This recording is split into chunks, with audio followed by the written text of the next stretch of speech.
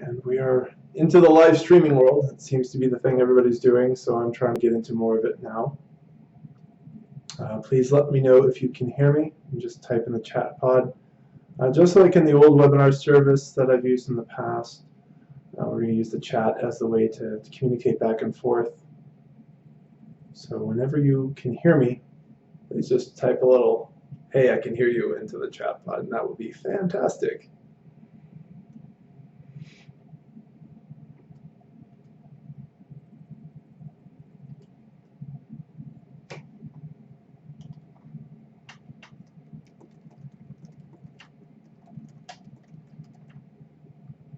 Fantastic. Thanks, Michelle. So this is a new service that I'm using anyway. Thanks, Natasha. If you have any problem with the video quality, thanks Pam and Sean, then what I encourage you to do is over on the right-hand side at the bottom of your YouTube screen, there should be an area where you can click and you can change the resolution.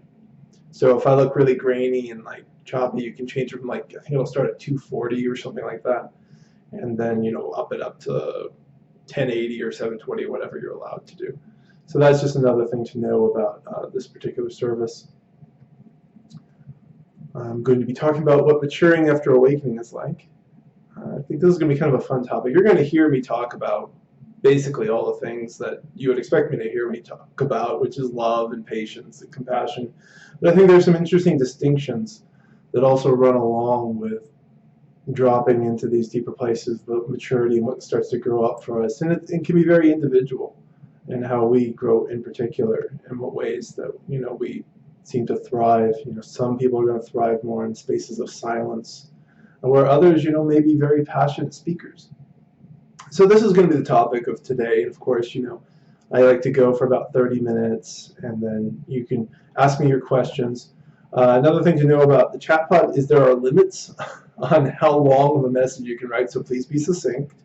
I prefer that you use that space as a way to communicate with me, not necessarily with each other, because if there's too much back and forth with everybody else on the chat pod, then it may bury other people's questions. Of course, I encourage you to be polite. I think that goes without saying. But this is also a public forum, so people who aren't necessarily signed up can come. You don't actually have to sign up for these to be able to watch it online, which is kind of the point. And I believe it gives me tools to kick anybody out who's being mean to any of you. As I said, most of you have been with me before. You're perfectly fine. I'm not worried about you guys at all. But just letting you know kind of like the space we're now operating in together. Does anybody have any questions, or is there anything confusing about this technology? Everybody's allowed to chat so long as you sign in, which usually just means you have a Google account, which gives you access to YouTube. So if you're listening right now and you can't chat, you're probably not signed in.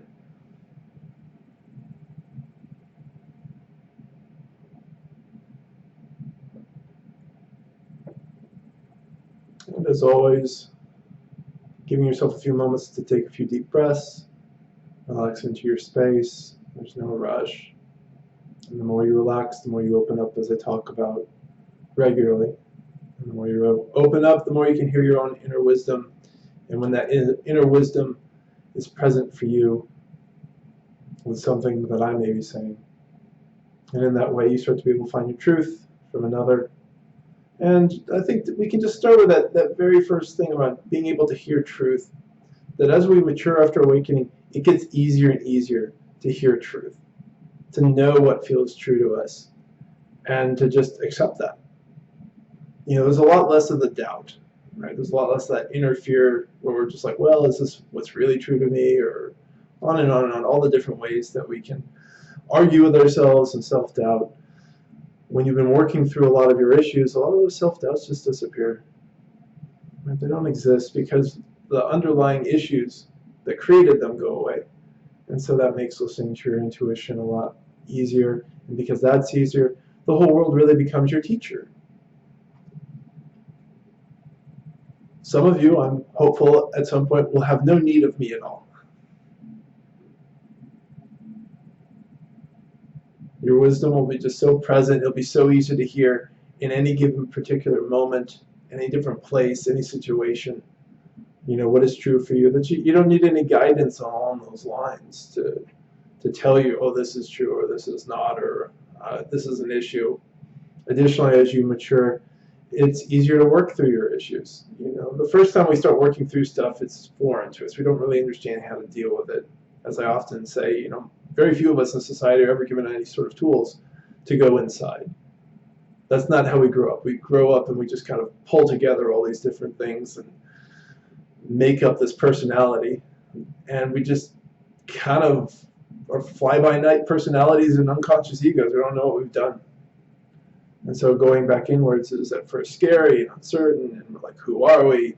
And usually when we ask that question, it's not coming from any mindful sort of way, but a fear of not being the thing we think we are now. You can hear how contorted that is. But really it is that fear of not being this thing that we are now, that we think is safe. But when you move past all that sort of stuff, the who are you question matters less. If there is a relevant answer for you, it becomes more obvious. And you kind of flow through life with a lot more clarity and ease. That flow is such a wise thing. It's not something that's about finding life to be easy.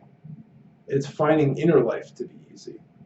External life is always going to be crazy and weird and full of every kind of thing you can imagine, from tsunamis and earthquakes to diseases to all the sort of nasty stuff that human beings are doing to each other.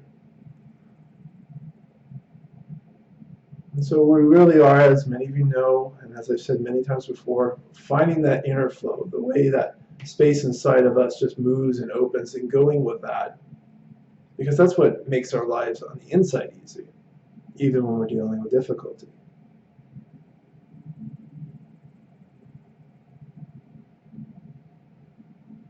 So as you're breathing and relaxing, I always have to emphasize that this space of clarity is always with you. The maturing aspect is that emergence from that inner stillness, that love, that presence that you all already have.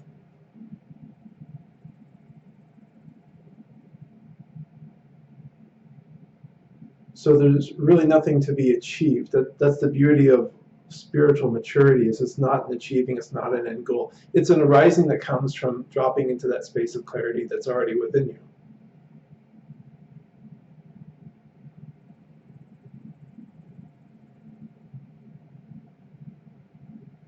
And the more you sit in that space inside, the more things kind of mature and sort of do themselves.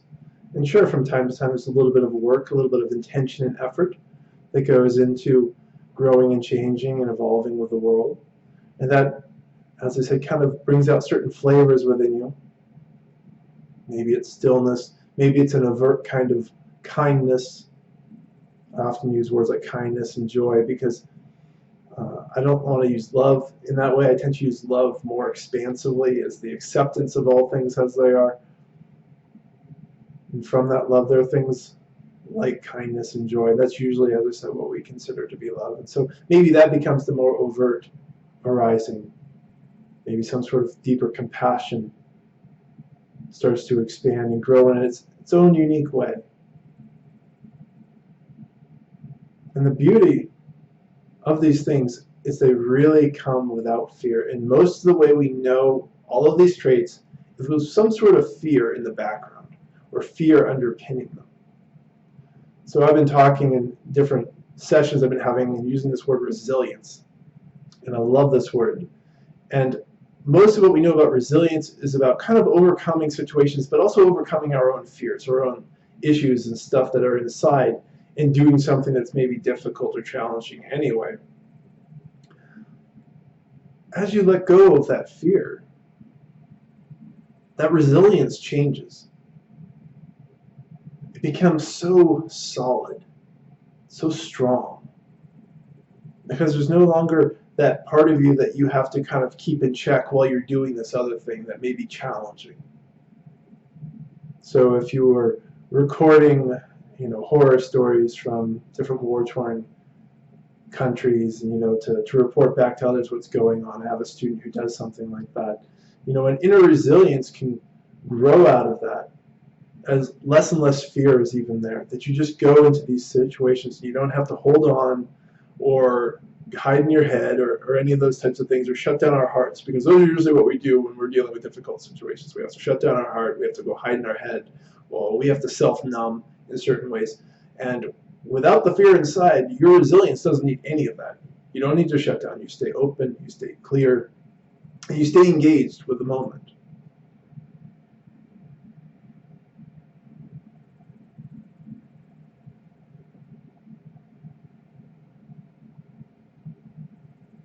Obviously, spiritual maturity is a kind of engagement, fully engaged with this present moment. You're not asking the present moment to be any different than it is. And from that peace with the present moment, in whatever way it is, because as I said, there can be very difficult things going on in your life, there's a quality of clarity and purpose in your action that is unmistakable. Most of the time we'll call this determination, but once again, that determination is a lot of times overcoming our own fear and doubt, our own issues to doing something that we may need to do. We spend so much energy trying to deal with inner conflict. And so the qualities that emerge as we mature after awakening, we've done our work, is the loss of the inner conflict, or the greatly minimized of it. And so I also have to emphasize that we're not becoming these perfect human beings without any sort of inner difficulty. This has been a bit of a confusion, I think, this week in some of the conversations I've had with different students, that sometimes we think if we're feeling upset or if there's some sort of inner turbulence, that something's going wrong, we're doing something wrong. And this starts to reveal that part of what a lot of people really want is not spiritual maturity or peace or love, but to feel good.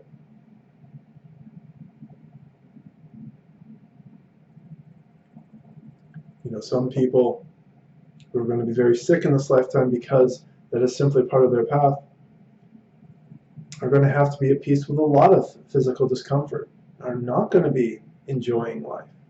That's just how it is. It can happen to any one of us. But we can be at peace in that situation.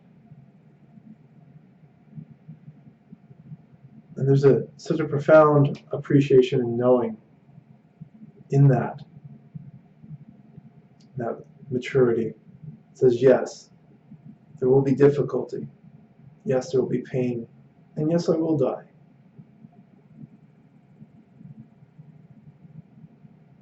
So there's very much a way, too, the spiritual maturity, it just doesn't blink. It looks straight at something. And I think some of you probably had that experience with me when I'm looking at you. It's like just that strength of that gaze. I'm not saying it to tout my own horn, but I understand that I have a strong presence and a strong gaze.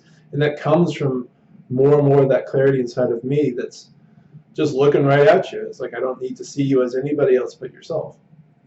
And sometimes for other people, that actually feels really good. It feels really affirming for someone to actually look at you and not at a fantasy that's being projected onto you. And some of you who are more sensitive know what that's kind of like, where it's like, yeah, this person is looking at me, but they're not seeing me at all. They're just seeing whatever it is they want to see. And that points to another aspect of spiritual maturity, is that part that doesn't have any interest in fantasy anymore, doesn't want to see things that just play out according to the ego story and ignores the realities that are going on around. Spiritual maturity is completely interested in reality. The more mature you are, that's all you care about. You don't care about fantasies or what ifs and possibilities. You care about the here and now and what we grow from the here and now. This, of course, makes a lot of sense. As always, when you really, really nail down a spiritual truth, it just makes sense. That, of course, the future is going to grow out of what we do here and now. It can't grow out of anything else anyway.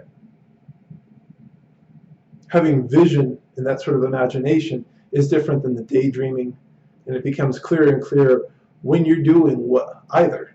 That's also part of maturity. Is you're just that much quicker to know your own BS, your own garbage. It's like, oh, I'm going off into imagination land. This is a story my ego wants to believe about a future partner, a future job, a future house, a future trip, right? Whatever it is. And the same goes with, like, how the ego will go off into the past, delving for a past moment that it wish it had back or wish it could change, or on and on and on. You just keep losing interest in those aspects, because unless there's something to learn from the past, then you learn it and then you're done with it. When a difficult situation comes to you now, it's that much easier to breathe into it and allow it and move through it, so that it doesn't become another issue that you now carry through your life. That, to me, is what breaking karma is. That we stop adding new garbage into our living rooms. That while we clean up, we start to learn how to stop that.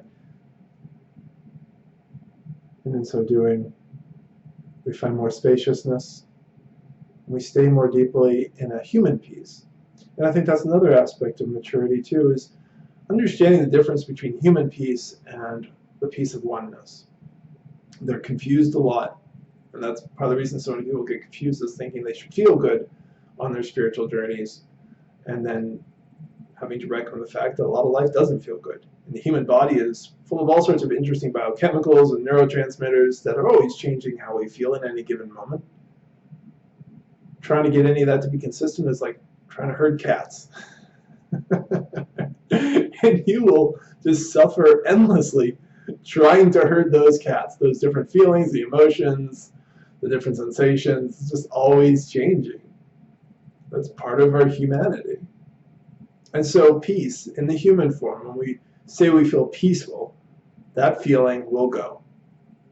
But the peace of oneness is always within us, and so we can drop into that space and be at peace with the difficult arisings. You're having a difficult period of your life, and so you find peace with that. Human peace versus the peace of oneness.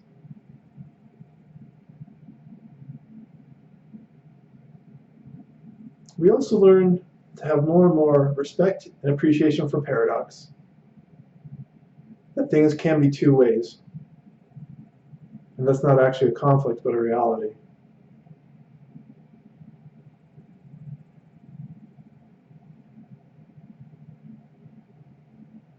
Right? The biggest paradox of all, of course, is duality and oneness. Right? We are all one, but we're also all in bodies. So here I am sitting in my body, but I'm still all one with all of you. That's a paradox. And as many of you have heard me done to explain time and time again, I'll go into my water metaphors. Just that sense that we are all water, that we're all consciousness and energy. But we're all just in different shapes and forms, yet we're still all part of the ocean. So we can be our own little icebergs floating along in the ocean, but we're still water. We're still one together. And as you continue to let go of all the illusion in the mind, there's a tendency to actually experience oneness more too. But the experience, once again, is another distinction that you understand. Any experience, any feeling is going to come and go. You can't hold on to it. You can't achieve an experience, and no longer, or in any way that you do get that little experience, it will go. It's not going to stay.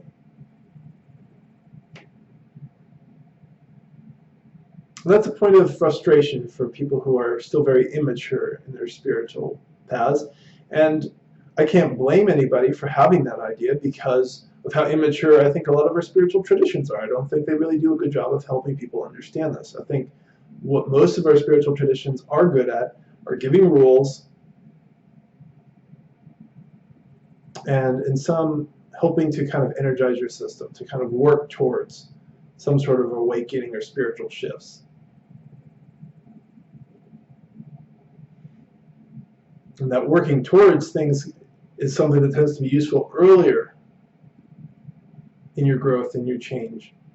But as you mature, working towards something starts to become an obstacle, an inhibition to the truth that you're already here now, that you're already perfect, that you already love.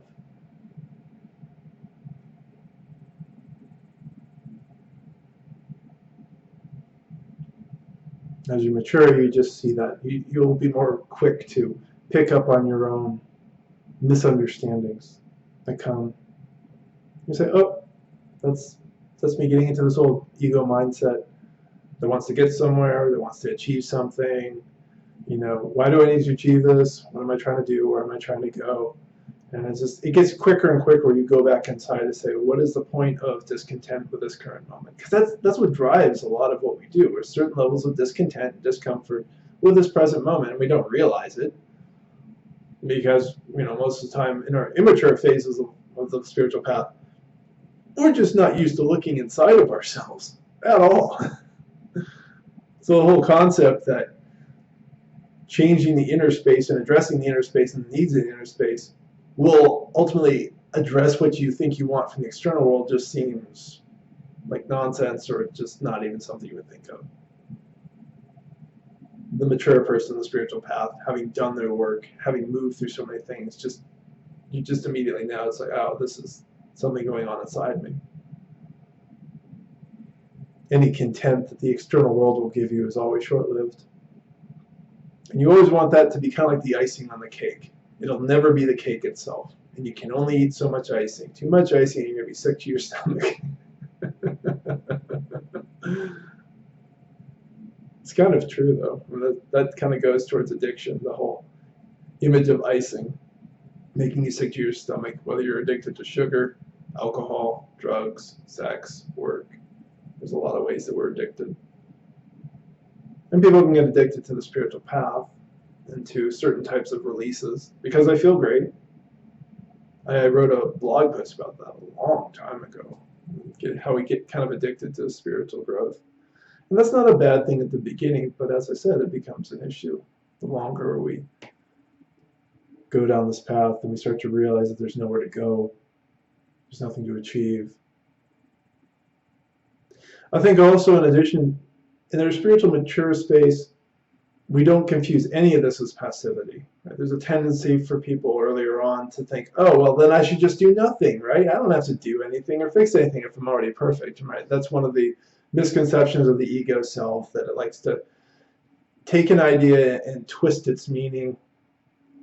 I think, that as a mature spiritual person, you pick up on that so quickly if you do it to yourself, and you certainly pick up when somebody else is doing that. They're trying to twist something to mean something in a particular way so that they can win an argument or something, As many of you know, I use my words to help free you. I don't want you ever to be beholden to my words or to be creating new beliefs out of these per se, because that's not the point.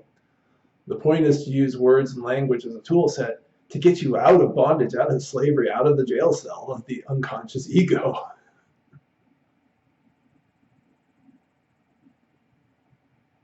And so, like what I said all the way in the beginning, this is why that opening into your intuition more and more, it just makes it easier to find the truth in anybody's words, including my own.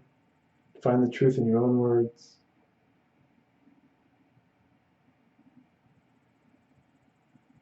It's not caught up philosophizing. There's a lot of things that stop happening. Like philosophizing gets less and less interesting because it is such a purview of the mind, trying to encapsulate a world that's unencapsulatable. I mean, some people may enjoy that, and that's fine, but it's not necessary to any sort of spiritual understanding. It's not necessary to being in reality. And for many people who aren't mindful with the philosophizing about life, it's a trap. It's just creating new walls and attempting to believe that those walls are broad enough and the floor is big enough to encapsulate all of creation, which it is not. Humility, obviously, is part of why I don't necessarily want to philosophize about all of life or create any meanings to why there's suffering or any of that sort of stuff. Life is so far beyond the human intellect. And right now in this Western society, we don't want to believe that. We don't want to believe the human intellect has limits. We have a whole lot of silly ideas like mind over matter. It's like, no. Mind is very much a product of matter, and it is very limited. It can be very useful, but it is limited. I think that's also another aspect of maturity, is we start to understand the limitations of tool sets, with limitations of ourselves, of our hearts, of our minds. I think one of the ways that I'm continuing to evolve and get better in the human sense as a spiritual teacher is a deeper appreciation of where my limitations are, what I can and can't know, what I can and can't do.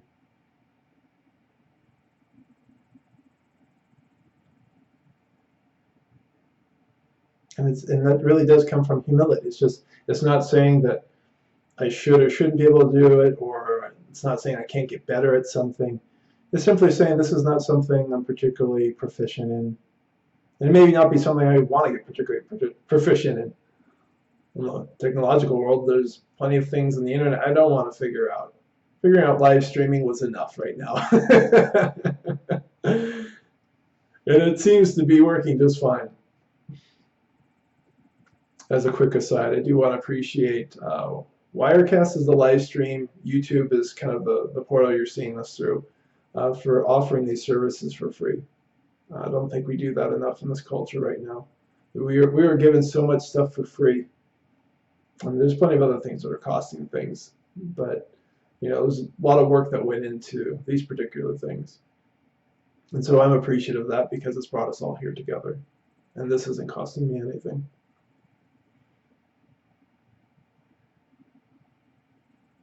So gratitude is another thing that grows.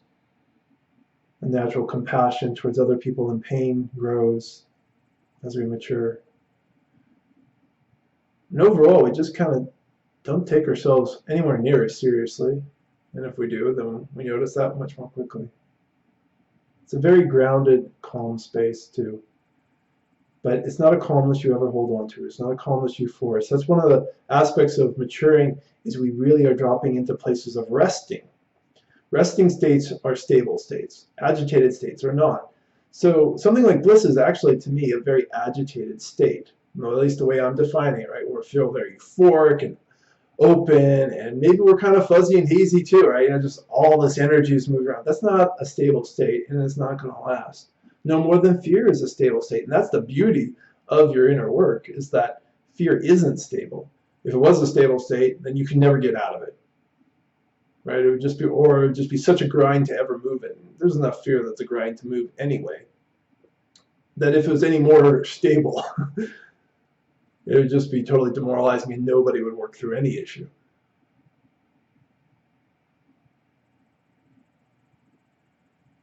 The heaviness of shame, it's not a stable one either. I mean, and what I mean by the stability is these things require you to believe in them, to energize them, to act them out. And that's a lot of energy. As many of you know, that when you work through an issue, you get a lot of energy back. And part of that is because you're no longer putting energy into these old ways of interacting. One of the Rumi quotes that I like, just kind of a paraphrase, is where he talks about, mystics are the laziest of us. And that's that quality of being in that resting state, unagitated. And we start to realize that life requires a lot less energy of us than we first thought. And once again, remarking on something else that I said earlier, we spend so much energy in inner conflict. That's another reason we get all this wonderful energy back into ourselves. It's because we're no longer at war with ourselves. We're no longer expending huge amounts of energy. First being scared, then being ashamed of being scared, then having to do something to hide that feeling because we don't like either of those feelings. And then because that's wearing us out, we need 5-hour energy drinks, right? And this is on and on and on, the different layers that we build. And it's absolutely exhausting.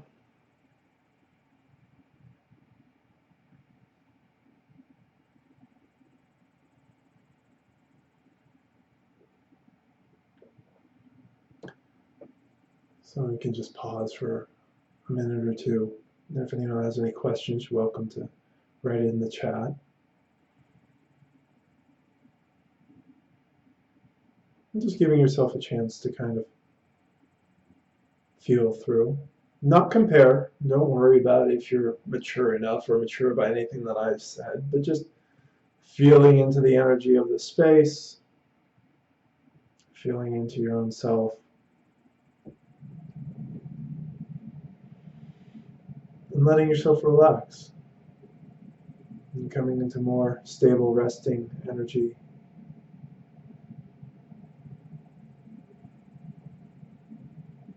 That resting energy is very open. Being closed requires a lot of energy. That's why I've also done my closed fist example for years now. It's kind of fun to say for years. I've been teaching for almost 6 years this October. But the closed fist requires you to hold on. You have to put energy to make this fist like this. But if you've been doing it long enough, you don't realize you're doing it. It's just, well, this is how it is.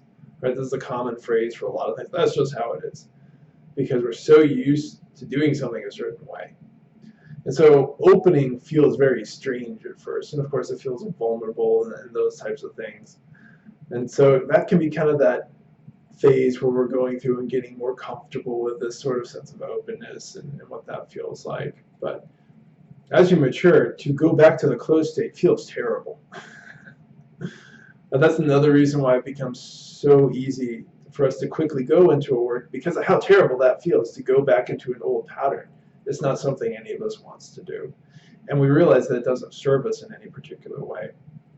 And if there's part of us that believes somehow that it serves us, then we go route out that issue. It's just in every way that we upset our inner equilibrium, we own that. We stop blaming the external world for a lot of different things. The external world, as I said, will continue to keep doing whatever it wants to do. It's really impersonal in a lot of respects. I think on this level, you also will have dropped a lot of other spiritual ideas. Spiritual idea like the whole law of attraction, which is very egocentric. It has this idea that somehow what you do impacts the rest of the world and what the rest of the world gives you.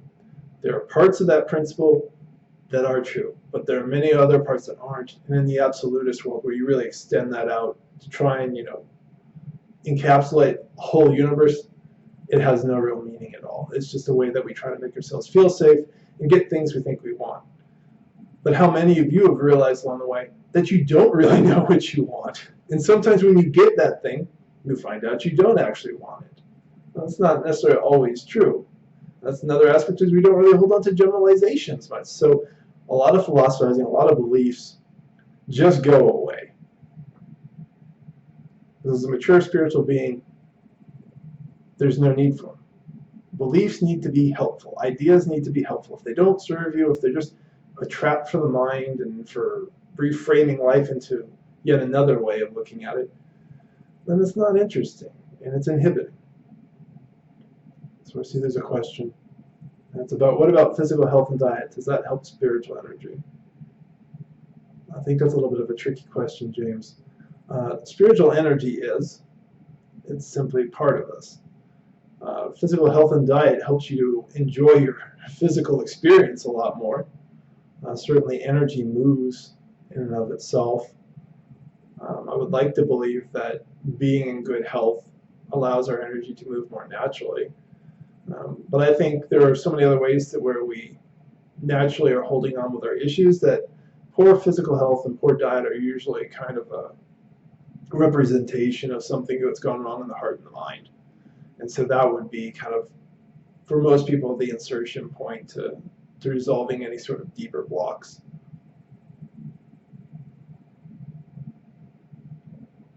Thanks for the question. I think you don't even really think about health as you mature, because it's just, health is such a basic that's like number one. I mean, the spiritual path gets very simple. That's also part of maturation, is the simplification of life. And many of you know this after those initial phases of awakening, how you may have wanted to get rid of a lot of different things. And that often is coming from that urge to say, I need to simplify, get back to the truth of what is real. What is real in our human experience is our body. If our body is not well, if we don't have good health, we're not having a good time. So that's another aspect of a mature spiritual person, is you take care of your body. You don't abuse it. Overeating, undereating, eating poorly, like all those things are problematic. I have a very vocal body who has taught me a lot about what it means to be in a body and how it wants to eat. Some of you already know this, but my diet's radically changed. I used to be more of a meat and dairy and bread sort of a guy, and now I'm a rice and beans and vegetables and nuts sort of a guy. I mean, that's a dramatic shift. But that's what my body wanted, and it was very vocal in some uncomfortable ways to get my attention. And so in that way, I was very immature about my body, about how to take care of it. And our bodies actually are evolving things and changing things, and so they will ask you to continue to grow and change with your needs over the years. We often forget that. We start to think that, oh, we're always going to have a body of a certain age, but we don't.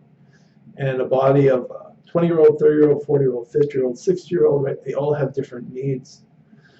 And it's just that sort of understanding of the evolution and the march towards death that a mature person just sees, is not upset by, and just continues to meet your needs, meet one's needs as you need to at each step of the way. It's very pragmatic. It's really not like exceptionally profound in ways, but only profound in its simplicity, only profound in the sense that we've learned not to listen to ourselves and to believe all these other lies and nonsense that people have been telling us.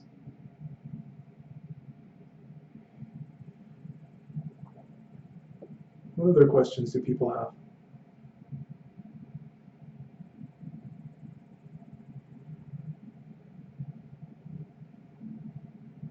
Hi, Michelle. You can still have spiritual balance even with illness. Sometimes you have no control over health issues. Absolutely, that's a big lesson. Illness and growing old and dying are usually where people are forced to face that reality, and a lot of them don't face it well. As I've mentioned many times before, and blaming our society for a lot of different things, we're not taught how to age gracefully. We're not taught how to engage with illness. We're taught how to fight illness. If you look at any of the nonprofits out there that are raising for very important research, there's nothing wrong with it. That's a very important thing to do. But they're always fighting an illness.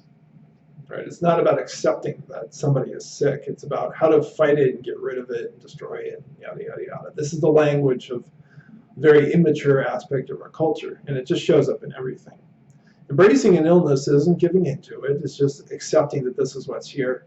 And in that embrace and that acceptance, we resolve a lot of mental and emotional suffering. That's the suffering that we can resolve. And that's the suffering that needs to be resolved if we're going to make good decisions in those times when we're sick or a loved one is sick. If we're completely triggered, that's a very immature space, right? Because it means that we're rejecting the situation. That's another immature aspect. If we're rejecting the situation, we're fundamentally not looking at reality. We're lost in a fantasy, in a fantasy world where mom or dad doesn't get ill, it doesn't, move towards death. And that's just inhibiting the decision-making process. Once again, it's very pragmatic on a lot of these things. And if we're the ones who are sick, the same goes for us. There are hard decisions people have to make. And this is why we need to be at peace with ourselves, because then we can do the best with what we're given. We're not always going to be given perfect solutions. We're not going to live in the fantasy world where there's a magic pill and somebody saves us to die in the nick of time. That doesn't happen like that for a lot of people. All we can do is be at peace emotionally, spiritually, intellectually, and deal with what life gives us to the best of our abilities. You just do the best you can. This I think kind of reflects back to understanding our limitations again, understanding the reality of being a human being. It gets us away from a lot of different fantasies, many of which have really kind of infected a lot of spiritual thinking around how we can always kind of be healthy and other different things. It's just not the human experience, and they've never been the human experience. If you are somebody who can be healthy and almost never get sick or never get sick till the day you die, you are incredibly blessed. And if you are a mature spiritual being, then you appreciate that blessing. And you don't project onto others that they should be living your way or you've done something exceptionally correct. I mean, maybe you've done some things well, but sometimes it's just a matter of genetics. And that's another aspect of accepting the cards you've been dealt. Thanks for the comment, Michelle.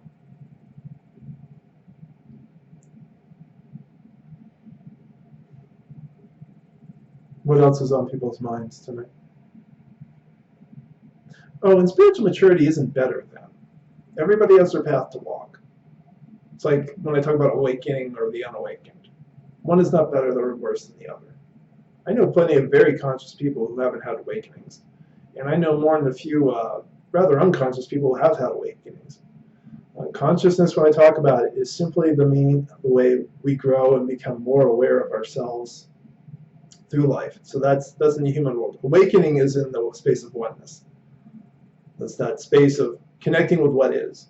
And we can choose to allow that fountain of energy that arises to reshape our lives willingly, or we can avoid it. Right? So the willing embrace is a conscious one to grow and learn about ourselves and to heal and change. And the other is an unconscious rejection of your current experience. But as I said, nothing is better or worse than. It's just different ways of experiencing life. And I think that's another aspect of spiritual maturity, is to just appreciate everyone's going to experience life in their own way.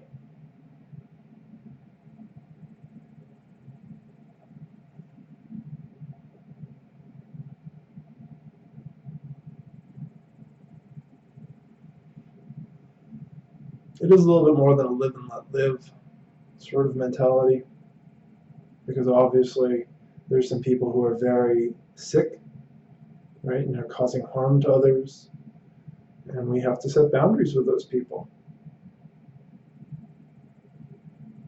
But there are plenty of other things in life that don't require our attention, or don't require very much of it. A lot of people like to, as I said, philosophize, get caught up in ideas, and then, just roll around in that rather than living in reality, running to the mind. Hi, Eugene. The difference between spiritual practice before versus after awakening. That one's pretty big. The spiritual practice before really is about helping you to start moving energy. And that's what a lot of spiritual practice out there, like anything to do with Kundalini yoga, Kundalini meditation, some of the Tantra people, that's very much about, getting things started, getting the energy moving. And typically when I'm working with somebody in that space, that's what I'm doing. I'm trying to help them get moving, get the inner flow arising, which actually can move more or less. For some people, very sensitive. There's an inner flow that starts to arise because it's always there, whether or not somebody has a really profound awakening, and they can kind of flow with that. But after awakening, you're really helping somebody focus that energy, focus in on what's being brought to their attention. Awakened energy can feel very proactive, and it just kind of throws some things into your face, and you just start to deal with that. So that's a pretty big difference. So if you haven't had an awakening, I definitely encourage you towards things that challenge you and push you out of your comfort zone, things that really can energize your system to start to get things moving. In some respects, you may want to really challenge your comfort zone of what you feel comfortable doing, saying, and that can also be useful from time to time, but within moderation. After awakening, as I said, it's a whole other animal. You just engage with what's already arising, being shown with you, and kind of find the tool sets that help you engage with the issue that your energy is revealing to you. I hope that's helpful for you, Eugene. Hi, Sean.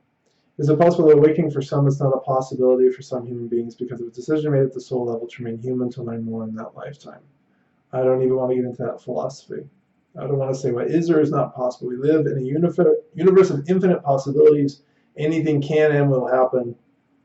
So I think if there's a deeper concern for yourself personally, because that's a very philosophical, impersonal question, I'm happy to respond to that. But if you're worried that you're not going to be able to awaken, I can speak to that. But otherwise, I wouldn't be concerned about something like that. Always try to keep the spiritual path personal to you. It's very easy for the ego self to want to wander off into these other ideas and to not bring it home. And the work I do with people, I want you to bring it home. We're direct. We're not messing around here. So if there's another question that's more personal that you feel would help you in your growth, John, feel free to ask him. What else is on people's minds? You're welcome, Eugene.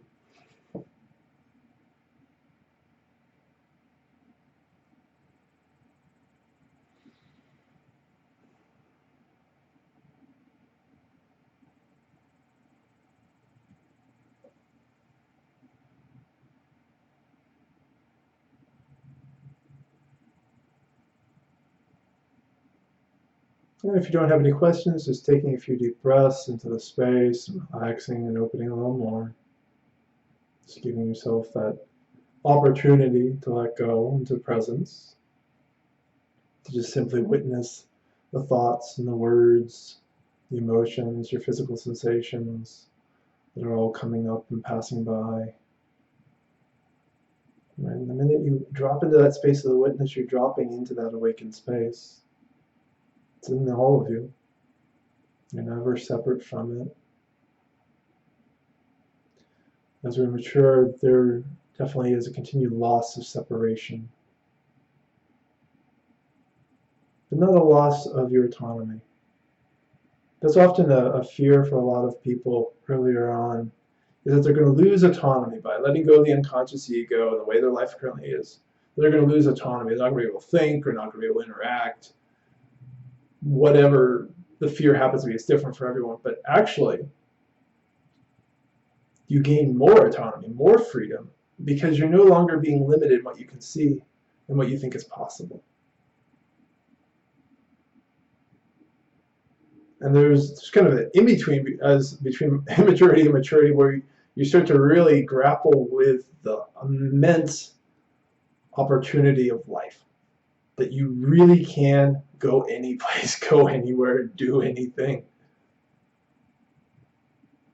And that's a real shock for the parts of you that are still unconscious, that are still thinking, well, life has to be this way, it has to look this way, I have to have a car, I have to have a partner, I have to have kids, I have to write all these rules that we get told. And then you're like, wow, no, I can, or I could do something else entirely different. Like, any way you go is okay. And the mature part of us doesn't misinterpret this. Like I was mentioning before with the ego, how it likes to misinterpret things, where it says, well, if I can do anything, that means I can go lie, cheat, and kill. And I was like, no, that's not what I'm saying.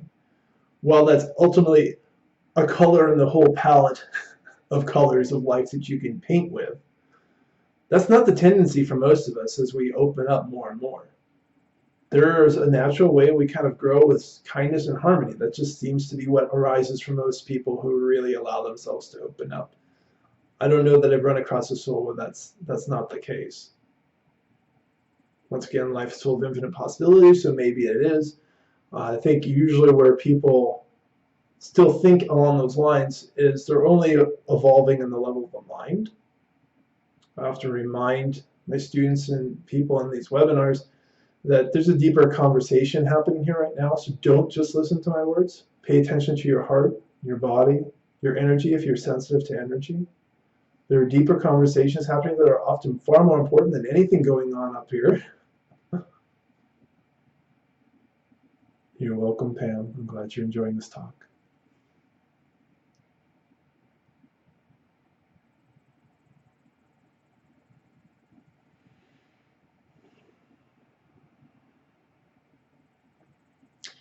And the thing about maturity is it's not a goal, right? These things arise on their own. A little bit of cultivation goes a long way, like practicing patience, something like that. But as you work through the deeper issues, as you work through something like impatience, patience just seems to be the natural thing that is there. It seems to be part of that resting space that I'm talking about, that stability. That inner stability is wonderful. That the human body has it is fantastic. The truest stillness and stability, of course, is in the space of oneness. And the beautiful thing is the more you bring attention to that space, the more the body tends to follow. But not always.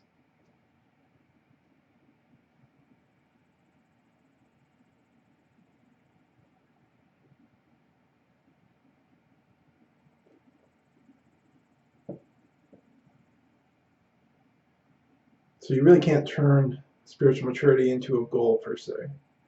Just do your inner work.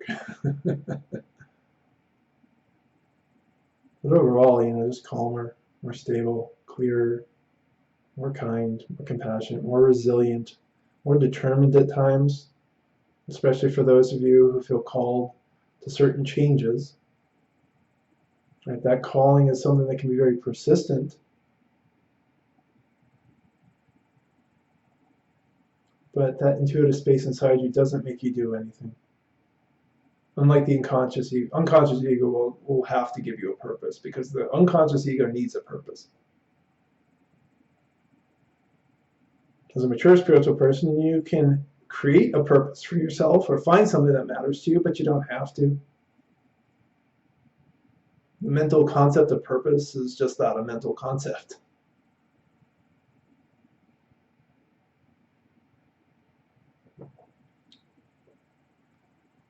So we're coming up to having about 10 minutes left.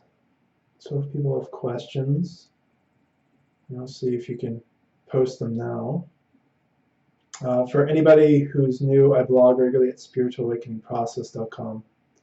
And I try to do these live streaming webinars every 2 weeks. I'm trying to get back in the swing of that. If you enjoy it, you can go to my website and donate. But this, of course, is free, and I'm happy to do that for free. Donations basically just help me cover my cost of living. And I'm also grateful to all those of you who've donated in the past, as more than a few of you have, and you're the reason I'm here doing this work. So thank you.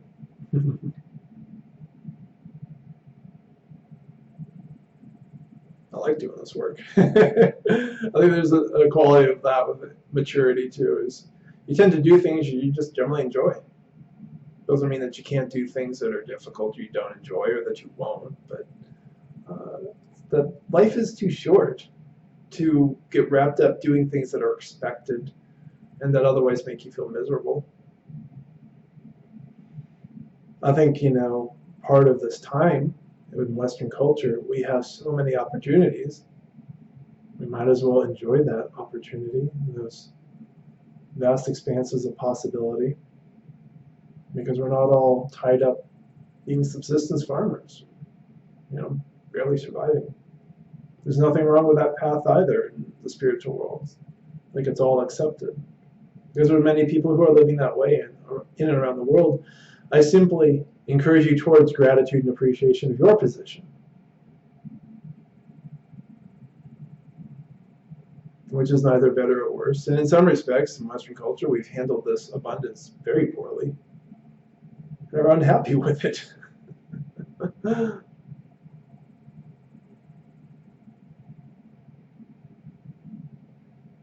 While I wouldn't say happiness is a part of spiritual maturity, there's a tendency that it does come up more, I think.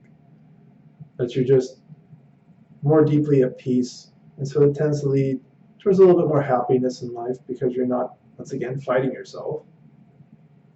Sometimes happiness is another one of those things that is a product of trying to not be happy. It's trying to mask unhappiness. And so if unhappiness goes away, if you happen to feel happy about something, it tends to be more pure, like all the rest that I've mentioned tonight. There's just this very deep joy, and then it comes and it goes.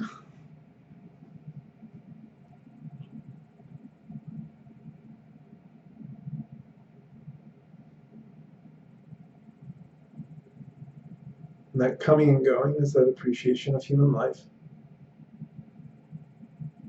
That we are timeless, and yet there's time. As I mentioned earlier, paradoxes. We learn to appreciate them. They're just part of this world. And it's not a conflict. I think another aspect of spiritual maturity, and there's so many, is that loss of interest in intellectual agreement. Obviously, at times it's important. If we're lawmakers and we're legislating or something like that, mental agreement is going to be important for guidance for others. But so many other places in life, it doesn't matter. And sometimes you can have two people who think very differently, but actually do have a great energetic connection. And the mind will get in the way of that beautiful energetic connection because the other person doesn't think like me. I can't like them. You lose that as well as you mature. You can appreciate just the purity and the beauty of that connection.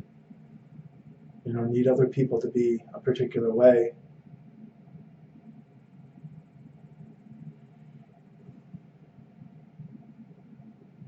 And all these things really kind of point towards the expansion of love. Love is that pure acceptance of what is. Hi, Pam. Would you please give us a brief description of a spiritually mature person? Well, I think a lot of those the traits that I've mentioned, Pam. The quality of deep acceptance of what life is, how life is, the lack of inner conflict. It can be a quality of it's going to be different for everyone, but some people will be very forceful because there's no longer the fear that kind of holds them back. And so a much greater force of personality emerges, but it's different than the personality. It has to be a force of personality. It's just an arising. It's a byproduct. No different than the sun giving off heat. Humility, I think, is very much part of it. Compassion, but it's going to be in different quantities for everybody. But also a general sense of calmness, and it's a self-confidence once again that has no fear underneath it. Sometimes, if you were on the outside looking in, you might say a person like this is courageous, but they might not think of it in that way because a lot of courage is just a product of having fear. And so when we have fear, we have to have courage to overcome ourselves, to overcome that fear. So from the outside looking in, that's how others might describe somebody who's spiritually mature. It's like, wow, this person is really courageous.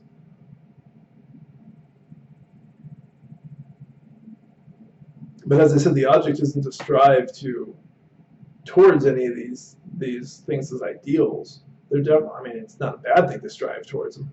But as I said, the more you work with the issues inside, the fears inside, the lack of self-worth and self-hatred, the fear of death, the fear of pain, all these other different hidden traumas and upset moments from childhood, when you clear that stuff out, all this other stuff kind of grows up and blossoms on its own.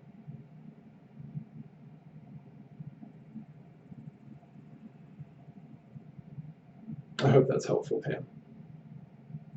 Does anybody else have any questions? I think we're down to our last question of the night, if somebody has one.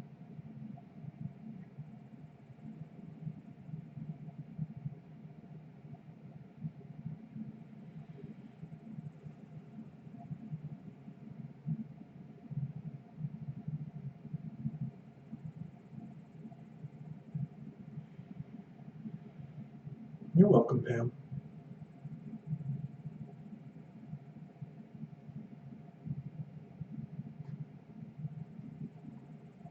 You're welcome, Michelle.